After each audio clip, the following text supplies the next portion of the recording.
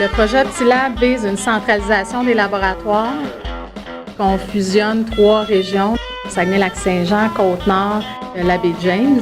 Le territoire desservi au Québec par cette centralisation de laboratoires-là est, je pense, le plus grand. On nous a dit qu'entre un laboratoire et l'autre, il y a 2300 km qui vont les séparer. On sait très bien aussi qu'entre Havre-Saint-Pierre et Chicoutimi, il y a plusieurs endroits où c'est impossible. Si la route est bloquée, c'est impossible de la contourner. Si le délai est passé, bien, quelque part, faut que ça soit repris.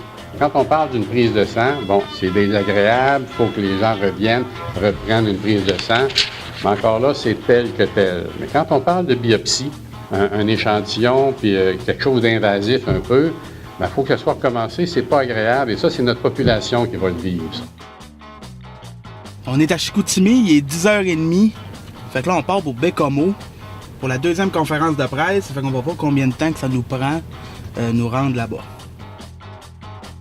C'est un pas de plus vers la privatisation de plusieurs volets de services de santé. Il n'y a pas eu de consultation, ça s'est fait comme ça, le gouvernement il a décidé de l'appliquer très rapidement. On ne sait pas où est-ce que ça s'en va.